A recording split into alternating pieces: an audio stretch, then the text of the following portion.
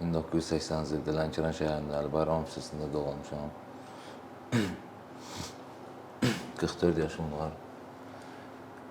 Az yaşlı yaşım, lap az yaşlarımdan yəni istifadəyə başlamışam. Neçə yaşına başlamısınız istifadəyə? Birinci dəfə istifadəyə başlamışam, 14-15 yaşımda. Yüngüldən istifadə eləmişəm. Marihuana. Marihuanadan. Marihuana istifadə eləmişəm, məktəb vaxtları. Ondan sonra atam dünyasını dəyişən vaxtı 17 yaşım tamam olmamışdı. Başladım özümdə ağırdan istifadə eləməyə. Metadon deyilən narkotik var. Metadon, yəni kokain. Bunlardan istifadə eləmişəm Moskvada. Uzun müddət Moskvada yaşamışam. 30 ildən yuxarı. Moskvada, Rusiyada yaşamışam. Rusiyanın bir çox şəhərlərində uzun müddət az yaşlı yaşlarımdan həyatımın yarısını çoxun həbsxanalarda keçirmişəm. Rusiyada yoxsa burada? Rusiyada da, burada da. Bütün ağır rejimlərin hamısında olmuşam. Yəni, ömürlük rejimdən tutmuş, bütün rejimlərə qədər. Az yaşlılardan tutmuş, yəni ağır ciddi rejim, xüsusi rejim, bütün rejimlərin hamısında olmuşam. Dəfələrlə məhkum olmuşam. 17 yaşında bir qızım var. Yəni, ailə almışam. Sağ olasın. Ailə almışam. Yəni, sonra... Olmuşsunuz, hazırda ayrısınız? Hazırda biraz ailəmizdə, ailəmlə biraz aramızda yəni, münasibətlərimiz pozulub. Yəni, bir neçə il həbsxana həyatı sürdüyümə görə, ona görə də mən azadlıqda çox olmamışam. Hər dəfə buraxılırdım, yəni bir ay olmurdu ki, yenidən bu narkotikaya görə ailəmdən uzaq düşürdüm, doğmalarımdan, yaxınlarımdan. Sanki mənə kim deyirdi ki, bu pis bir şeydir, mənim o gözümə düşmək kimi görsənirdi. Fikirləşirdim ki, mən çox ağlıyam, hamısından çox bilirəm və hər dəfə də cinayət edib gedirdim həbsxanaya. Və bu narkotiki də özümə belə fikirləşirdim ki, bu narkotik mənə bütün dərdlərimin dərmanıdır. Mən bu pisliyəni özümdən uzaqlaşdırırdım. Çünki özüm imkanlı ailəsində göz açdığıma görə, yəni mənim maddiyyatda belə çox ehtiyacım olmayıb. Atamın yəni kifayət qədər pulu olub. Ona görə də istədiyimi çox vaxt həyata keçirmişəm. Yəni narkotik baxımından belə, yəni dünyavi nəsə istəmişəmsə almışam. İstəyir maşın, istəyir avtomobil, istəyir ev, yəni hansısa xarici ölkələrə getmək, yəni bunların heç biri mənim üçün çətin olmayıb. Yəni bu əyləncələrin içində bir də başım qarışdı narkotika, artıq gördüm ki, ömrüm keçdi, artıq həyat yoldaşım məndən uzaqlaşdı, uşağım məni görəndə qorxur. Bir ildir ki, 12 addım proqram sahəsində mən həbsxanadan buraxıldım. Artıq yenə də gördüm ki, ailəmdə soyuqluq var. Yəni, Rusiyada, xarici ölkələrdə, Bakıda, yəni Azərbaycanda, Lənkəranda, yəni çox yerlərdə ən yaxşı medisinadan istifadə eləmişəm, ən yaxşı klinikalarda, yəni hamısında, yəni nə deyiblərsə ondan istifadə eləmişəm. Heç mən bir həftə 10 gün ayağa qala bilməmişəm. Çıxmışam, həmin gün də olmasa səhərsi gün yenə istifadə eləmişəm. Ya da əvəz eləmişəm. Marihuana, sürətli, ağırla, onu bundan yəni əvəz eləmişəm ki, əvvəl ondan çox eləyirdim, indi azaltmışam. Deyəsən, mən düzəlirəm və hər dəfə də nadürüstü eləyib alladırdım, yəni doğmalarımı, yaxınlarımı. Çünki bu, mənim narkotikin, mənim bu xəstəliyimin, xroniki xəstəlikdir, bu xəstəliyimin fəsadlarıdır, yəni nadürüstü eləmək, yalan danışmaq.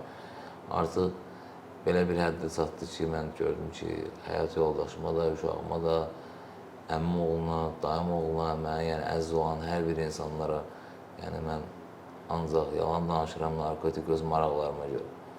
Yəni bu da nə bizim mentalitetimizdə, nə də kişilikdə belə bir şey yoxdur. Yəni ona görə də artıq gördüm ki, yox, mən bununla bacara bilmirəm. Çünki yəni bu mənə çox güc gəlir. Neçə illərdir ki, mən belə qismən belə götürsək, çox əziyyətlər görmüşəm. Çox, məsələn, insanlar var ki, mənim olduğum yerlərdə bəlkə də çoxdan ölərdilər, çox dözməzdilər, yəni soyuqlar, qarlar, yəni çətin mühitdə yaşamışam həbsxanalarda. Amma mən buna baxmayaraq, yəni o şeylər mənim üçün çox adi olub, mən bunları dözmüşəm. Artıq ən böyük əzab, ən böyük əziyyət mənim üçün vicdan əzabıdır. Bu yəni bundan böyük bir əzab yoxdur. Gördüm ki, yəni mənim artıq vicdanım məni çox narahat edir. Gördüm ki, yəni bu məndən narkotikdən bu Yəni artıq özünü aldada bilmədin özümü də. aldada bilmədim. Gördüm ki, yəni bu nə artıq nə pul, nə dost, nə qardaş, heç bir şey, yəni bunlar hamısı yəni boş şeylərdir. Yəni, əsas insan özü sağalmalıdır. Özün sağala bilməsən, sən nə ailə və nə uşağı var, nə əmin oğluna, nə dayın oğluna heç kimə yaxşılıq eləyə bilmərsən, nə də köməyini dəyə bilmərsən. Çünki birincisi öz sağalmayla məşğul olmalısan. Özün sağalmasan, sən heç kimə kömək eləyə bilmərsən, yenə təzədən istifadəyə gedərsən. Artıq bunu dərk eləyəndən sonra sağ olsun mənə yəni 12 addım reabilitasiya mərkəzinin rəhbərləri mənə sağ olsunlar dəvət elədilər 1 il bundan qabaq. Mən gəldim mərkəzdə. Necə oldu səni dəvət elədilər? Səni hardan tapdılar? Mən elə bir ki, bizim xala qızın dəfni idi. Allah rəhmət Yəni eylesin. gəlmişdi üzür yerində Cavit Tağıyev bizim rəhbərimiz orada mənlə dialoqda olarkən mən də təzə həbsxanadan buraxılmışdım. Bir ay neçə gün idi. Amma bərk istifadədə idim. Möhkəm istifadə edim. Sən həbsxanada da istifadə edirdin. Həbsxanada da istifadə eləmişəm hər dəfə. Yəni Rusiyada da, burada da. burada Yəni da. narkotiksiz vaxtın olmayıb həbsxanada da. Xeyr olmayıb. Bu sadəcə müvəqqəti otopsikaya çıxmışam bir neçə günlük, yəni beləsinə. Yəni harda mümkün olmayıb mən eləmişəm. Yəni hansı pulla olubsa, hansı yolla olubsa, onu kimsə də eləyə bilməyibsə mən onu eləmişəm. Bəs həbsxanada necə? Axı o qapalı yerdir orada. Necə o Orada öz yolları var. müyəssər olub narkotik istifadə Yəni orada eləmək? öz yolları var. İndi mənim orada kifayət qədər təcrübəm olduğuna görə dediyim kimi ömrümün yarısından çoxunu olmuşam, 20 ildən yuxarı. Mənim üçün yəni o çox asan idi, yəni orada nəsə əldə eləmək. Yəni orada da yəni o cinayəti eləyirdim. Artıq mən bilirdim ki, mən məhkum olduğuna görə yəni belə atalar məsələ var, İstanbulun yağışdan nə qorxusu, yəni fikirləşirdim ki, yəni nə olacaq? Uzaq başı mənə 6 ay artıracaqlar və yaxud 1 il artıracaqlar, bir dəfə istifadə yenə eləyim. Yəni ona görə də yəni artıq bu şeylərin hamısından mən bezdim, gördüm ki, bu şeylər heç nə, bunun sonu yoxdur. Çünki heç bir mənə nə pul, nə dost, nə tanış heç bir şey mənə kömək edə bilməz. Çünki mən çox yəni güc vurdum, gördüm ki, yox. Yəni, nə dövlətin belə bir qurumu yoxdur, mənə güc gəlsin. Çünki mən çox hər dəfə buraxılırdım, hər bir şeylərdən sonra yəni, heç bir xeyri, faydası yoxdur. Ağaç, məsələn, həbsxanadakı, axı orada həbsxana islah üçündür. Bəli. Sən islah olunmadın orada. Yəni, Sənə islaha kömək eləmədi. Mən 8-9 dəfə yəni, uzun müddətli həbslərdə olmuşam. Yəni, orada psixoloqlarla da danışmışam, həkimlərlə də, müalicədə olmuşam. Yəni, orada xəstəxanalarda da olmuşam. Ən yaxşı deyilən dərmanlardan da istifadə eləmişəm. Ən yaxşı, belə götürək, medisina, məsələn, orada palatalar deyək, ən lüksündə qalmışam. Yəni, demişəm ki, nə pul deyir, nə qədər istəyirsiniz verim də, yəni, bundan sağalım. Yəni, heç mənə kömək eləməyib. Yəni, bu hamısı boş şeylərdir. Bəs nə ilə düşmüsən həbsə? Birinci dəfə həbsə nə ilə düşdün? Birinci dəfə mən Rusiyada, yəni, böyük inkasator aparmışam. Birinci dəfə Rusiyada həbsə düşmüsən? Rusiyada, yəni ki, birinci dəfə Moskva şəhərində 7 nəfər idi, soyğunçuluq eləmişəm. İnkasator aparatın İnkasator bir də bank, yəni adam oğurluqları, yəni çox məndə cinayətlər olub. Həmin vaxt yəni mən ömrümü dəyişdilər 25 ilmi sonra 10 ilmi götürdülər, 15 il yəni saxladılar, xüsusi rejimdə, ciddi rejimdə olmuşam. Sən orada islah olunurdun deyə azaltdılar, yoxsa nəyə görə azaltdılar? Yox, ali məhkəmədən mənim elə bir ki, işimi götürdülər, az yaşlı olduğuma görə. 10 il oturub çıxdım. İlk dəfə nə vaxt düşmüsən həbsə, neçə yaşında? İlk dəfə 17 yaşında düşmüşəm. 17 yaşında düşmüsən. 17 yaşında. Və sonra hansı ittihamlarla düşdün həbsə? Sonra hələ... O 10 il çəkdi ilk dəfə həbsə düşəndə. Ümumi müddət. Ondan sonra yenə soyğunçuluq, yəni beləsi. Yəni narkotik heç vaxt tutulmamışam, ancaq hər dəfədə cinayət statiyalarıyla tutulmuşam. Yəni son dəfədə yenə, axırıncı dəfədə yenə 1 il bundan qabaq buraxılmışam. 17 saylı həbsxanadan, Cəza Seçmə Müəssisəsindən 17 saylıdan buraxılmışam. Yəni islah olunmayan dustaq kimi, yəni 8 ayını keçirmişəm Karsda. Kars deyilən yer var orada. Elə bir, necə deyim, Cəza Seçmə tədrisxanasıdır. Elə bir ki, orada islah olunmayan dustaqları orada saxlayırlar. Ondan qabaqçı da, yəni burada Azərbaycanda xüsusi rejimdə olmuşam, 8 saylıda. Qaradağda, Buta qəsəbəsində. Yəni oradan buraxılmışam. Yəni bunlar mənə heç bir kömək eləməyib. Mənə yəni heyecana bu 45 yaşım var, bu 45 yaşım bir neçə aydan sonra olacaq. Yəni bu neçə illərdə 30 il istifadəmdə birinci dəfədir ki, mən doğrudan da ayıq və təmiz bu proqram sahəsində ayıq və təmizəm və qabağıma məqsəd qoymuşam. Çünki prinsiplərim üzərində yaşayacağam. Çünki hər gün yalnız bu gün ayıq qalacağımı deyib, yəni addımlayıram. Çünki bu proqramdan çox şeylər öyrəndim. Proqram mənəviyyat proqramıdır. Çünki bu proqram tənbəlliyi sevmir, təkəbbürü sevmir, egosentrizmi sevmir. Qardiniya qoymalısan qırağa. Əgər sən istəyirsənsə ayıq və təmiz qalmaq üçün təkəbbürü sındırmalısan. Qardiniyan olmamalıdır, egosentrizm. Sən yəni həmişə hərəkətə hazır olmalısan, dürüst olmalısan. Nadürüst yəni birbaşa bizi, yəni yalan birbaşa bizi istifadəyə aparır. Ona görə də açıq fikirli olmalısan. Adaş, sən necə düşünürsən? Sən həbsxanada islah niyə olunmadın? Sən onun günahını kimdə görürsən? Özündə görürsən, yoxsa kimdəsə? Təbii ki, bütün günahlar özündədir, əlbəttə ki. Yəni bunu günahlandırmaq. Yəni səbəbi nə oldu ki o? Səbəbi odur ki, yəni bu mənim xarakterimlə irəli gəlirdi. Mənə sanki yəni kimsə nəsə deyəndə mən onu həmişə tərsinəsini edirdim. Yəni əvvəldən gözüm belə bir ailədə yəni göz açmışam ki, yəni mənim valideynim, atam özü də belə bir o xarakterli insan olub. Deyib ki, sənə kimsə yəni ölənə qədər nəsə desə, yəni sən heç kimin qabağında nə əyilmə. Demək kök ailədən gəlir. Hə, kök atamdan gəlib bu irsi mənə. Sonra mən fikirləşdim ki, yəni düzdür, atam mənə yəni istəyirdi ki, yaxşı oğul olum, yaxşı. Mən atam mənə tövsiyə verməyib ki, mən narkoman olum. Nə də ki, atam mənə narkomanları sevməyib. Deməli, mən özüm səhv buraxmışam, səhlənkarlıqlar eləmişəm. Elə mən atamın yaxşı şeylərindən götürərdim, deyibirəm. Çünki atam mənim götürüb öz evimi məscidə bağışlayıb. Yəni biz öz evimizi məscidə bağışlayıb, yəni ki, betonlara yardım eləyib, Qarabağa, yəni hər şey könüllü, beləsinə şəhid olanlara hamısına yardım eləyib. Yəni subaylara evləndirib, yəni xəstələrə əməliyyat elətdirib, hamısı da təmənnasız, heç kimə də borc verməyib. Fikirləşdim ki, mən də belə şeylərə sən niyə elə olmadın? Mən də belə şeylər elədim, amma narkotik eləyə. Yəni pul qazanırdım Rusiyada. Yəni kasıblara belə kömək elədim. Artıq bir də gördüm ki, narkotik belə bir şeydir ki, sənin nə qədər pulun olsa ona çatdıra bilmərsən. Gördüm ki, bu tərəfdən belə kömək eləyirəm, bu tərəfdən heç mən özümü kömək eləyə bilmirəm. Çünki narkotik istifadəçisi heç özünə kömək eləyə bilməz, qaldı ki, kimə. Birinci kömək eləmək istəyirsənsə özünə eləməlisən. Çünki sən ayıq təmiz olmasan, sən özün sağalmasan, sən heç kimə kömək eləyə bilməzsən. Yəni insan özünə kömək eləməsə, ona da heç kim kömək eləyə bilməz. Heç kim kömək eləyə bilməz. Çünki sən bu günləri kimsə qayıdıb desə ki, mən ailəmə görə, uşağıma görə, bunlar hamısı özünə görə. Özünə görə. Çünki sən birinci bunlara kömək eləmək istəyirsənsə, əgər sən doğmalara və ailələrə kömək eləmək istəyirsənsə, birinci özün sağalmalısan. Özün sağalmalısan ki, sonra ailəvə, yaxınlarına, doğmalarına kömək eləyəsən və yaxud sən hansısa prinsiplər üzərində həyatını qurasan. Sən ayıq, təmiz olmasan, nadürüstlüklər eləsən, tənbəlliklər eləsən, sən heç bir şey. Mən valideynlərə tövsiyəm də budur ki, bugünkü gündə mən baxıram istifadə edən gənc nəsillərə baxıram ki, valideynləri pul verirlər, övladlarına istəyirlər ki, yaxşı maşınlarda gəlsinlər, yaxşı evlərində.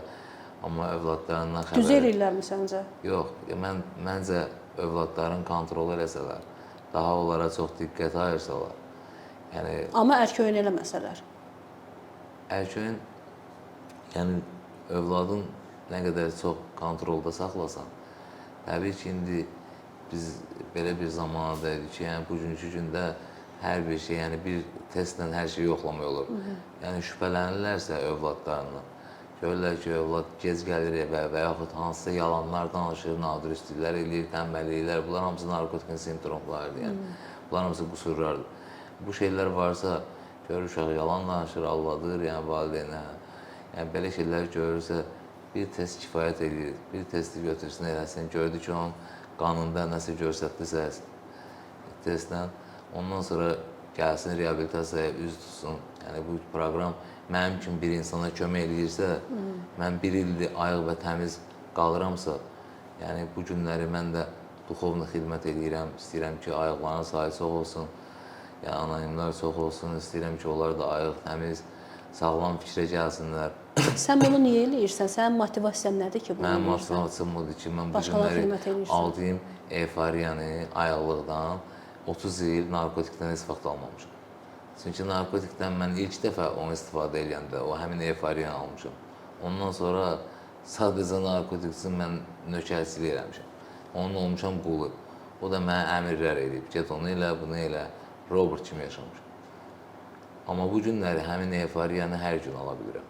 Yəni sən başqalarına kömək eləməklə özünü şəfalandırırsan. Əlbəttə ki, başqalarına kömək eləməklə həm mənəviyyatımı gücləndirir, həm mənəviyyatımı gücləndirirəm, həm öz yəni o itirdiyim vaxtı ikən belə götürək də vicdan əzabı çəkdiyim, vaxtı ikən kimlərəsə əziyyət verdiyim o boşluqlar var ki, o boşluqların yerini doldururam bu şeylərlə ki, vaxtı ikən doğrudan da mən bu günləri anam dünyada yoxdur, anam məsələn 8 il rəhmətə gedib, atam 28 il, Allah eləmə nəzirəmsin, 28 ildə atam rəhmətə gedib, vaxtı ikən mən də başqa övladlar kimi atama qulluq eləməli idim, mən dünyayı, yəni onların sahəsində göz açmışam.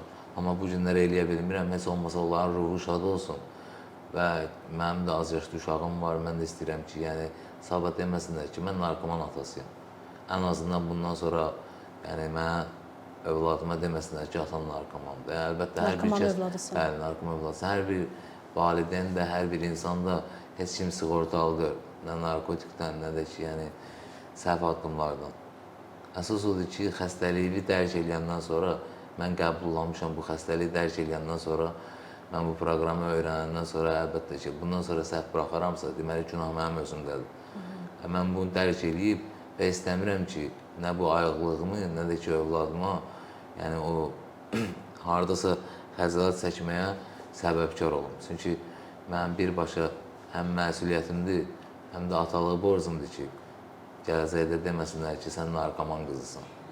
Yəni desinlər ki, sənin atan narkoman olub, mənim də övladım qız uşağıdır, yəni o mənə görə xəcalət çəksin, utansın. Yəni o mənim həm mənəviyyatıma, həm vicdanıma, həm kişiliyimə, yəni həm həyat prinsiplərimə heç cür düz gəlmir. Bu günlər mən bu proqramın sahəsində mənəviyyatımı gücləndirdim, qardiniyamı sındırdım, təkəbbürümü, tənbəlliyimi, yəni çox mənim qüsurlarım vardı ki, onların məsuliyyətli olmayı mənə yəni bu proqram öyrətdi. Bu günlər mən gördüm ki, doğrudan da yeganə bir proqramdır ki, burada heç bir təmənna olmadan sənə xidmət edirlər, təmənnasız. Və mənim kimlərdən başqa bu cür, yəni insanlardan başqa heç kim başa düşə bilmir. Çünki mənim əmmim oğlundan da, mənim dayım oğlundan da, mənim dostumdan da hamısına yaxın mənim ayın qardaşlarımdır.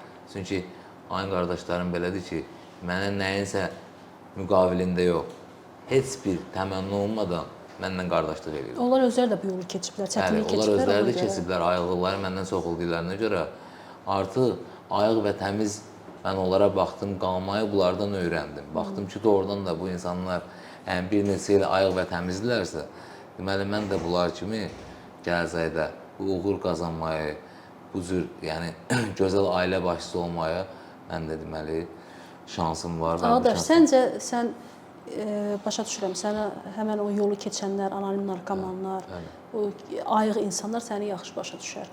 Bəs sağlam insanlar necə? Onlar da sizi başa düşsəydi, vəziyyət necə dəyişərdi? Məsələn, düşünürsən ki, onlar qınayacaqlar və ya irad tutacaqlar sənin nəsə, o iradlara necə cavab verərdi? Nə düşünürsən? Artıq mən özüm yəni bundan utanmıram, çünki utanmıram ona görə ki, bu normal bir şeydir, bu mənim elədiyim, vaxtı ikən elədiyim, istifadə elədiyim mənim səhvlərdir. Mən bunu açıq şəkildə etiraf eləməsəm, mən özümü sağalmaram. Açıq şəkildə mən bildirirəm ki, mən aslı ağdaşam, vaxtı ikən istifadə eləyən, kifayət qədər də mən bilirlər əvvəl istifadə eləmişəm. İndi buna görə də heç utanmıram, nə də ki, yəni burada öz xəstəliyimi qəbullanmışam və əsas odur ki, səhvlərini də qəbullanmışam. Bəli, səhvlərimi də qəbullanmışam. Bunu etiraf da eləmişəm, istəyir korreksiyalarımda, istəyir yazılarımda, istəyir leksiyalarımda, yəni bu proqramda bizdə belə şeylər var. Mən bunları hamısını etiraf eləmişəm. Etiraf elədiyimə görə də bizdə addımlar var bu addımlarda bizdə məsələn göstərilir ki, yəni sən bunları etiraf edəndən sonra artıq rahat cəmiyyətdə yəni özü uyğunlaşa bilərsən insanlarla elədiyin səhvlərə Sosiallaşa görə həmən bilərsən. artıq o tünel düşüncələrdə qalmıram. Çünki bu proqram deyir ki, arxaya bax, amma orada qalma, irəli get.